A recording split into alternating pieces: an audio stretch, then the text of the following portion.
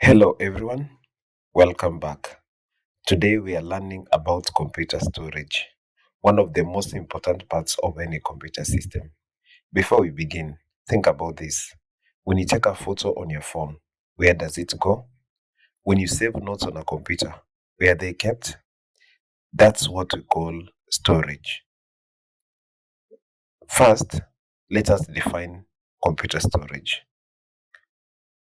Computer storage refers to the different ways a computer keeps data and instructions so they can be used later.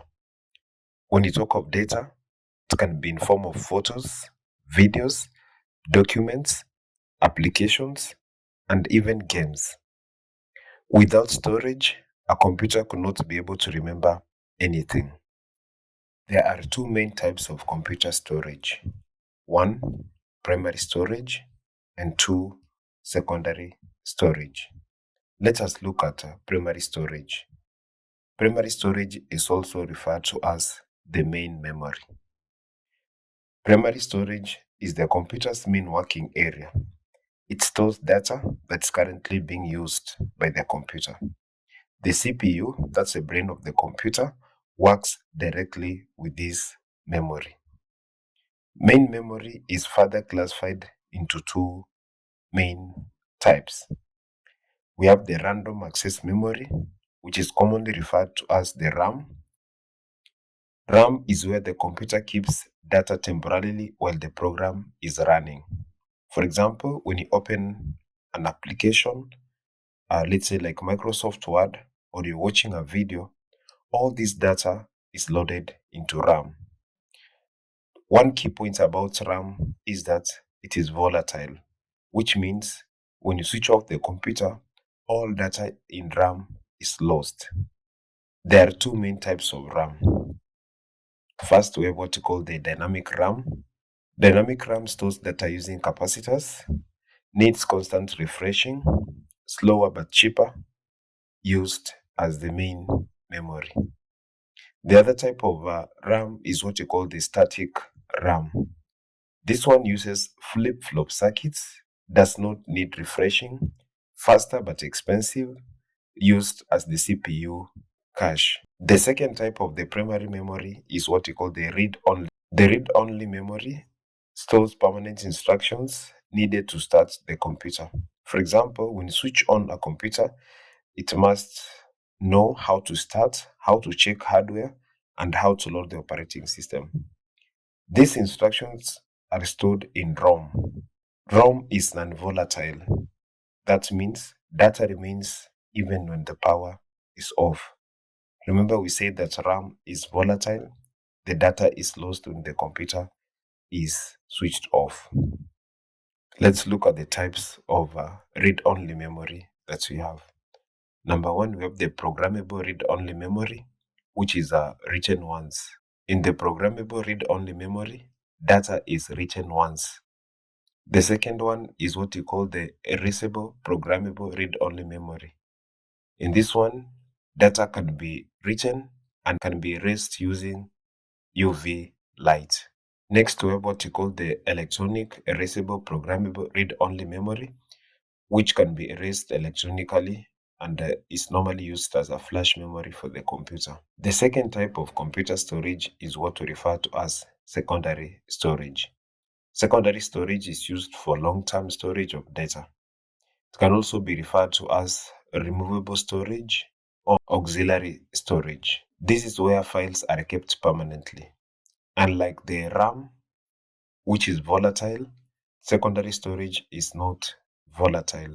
Secondary storage is classified into two main areas: internal storage and external storage. Internal storage. Internal storage are inside the computer. Examples like the hard disk or the solid state disks. External storage is portable and can be connected and removed. In short, external storage can be used in more than one computer. They include the USB flash drives, memory cards, CDs and DVDs, and external hard drives. External storage is useful when transferring files, backing up data, and sharing information. After having understood the two types of storage that we have in the computer, that's the primary storage and the secondary storage, let us look at the factors you consider when choosing a storage device. Number one, we choose capacity. How much data can it store? Depending on your needs, you're going to choose the right capacity. The speed, how fast it is. Remember, there are those that allow you to record data faster or slower. So the speed of the storage device is important. That is how fast it is in terms of reading and writing data. Next, we have portability. How easy is it for you to carry it around? That's portability. Next is durability. We need to purchase a storage device which is durable, the one that can survive drops and shocks and reduce the risk of losing data.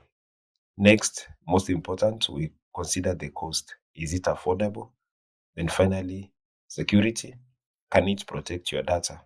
For example, for schoolwork, you can use a USB or cloud storage. For gaming, you can use a solid state disk. For backups, you can use external hard drive. Apart from the primary and secondary storage, we have what we call cloud storage, which is basically referred to as remote storage. Cloud storage means storing data on the internet instead of your computer. Examples of cloud storage facilities that we have include Google Drive, Dropbox, OneDrive, and iCloud. Advantages of this cloud storage include access files. You can be able to access files anywhere. It is easy to share the data, and it has automatic backups. However, it has disadvantages that you can only access data when connected to the internet. So basically, in this lesson, we've been able to talk about storage keeps data and instructions. We've talked of the primary storage, which is divided into RAM and ROM. We have talked of secondary storage, which include the hard disk, the solid state disks, and the USB disks. RAM is temporary and ROM is permanent. Cloud storage allows access from anywhere. Always protect your data. That's the end of today's lesson.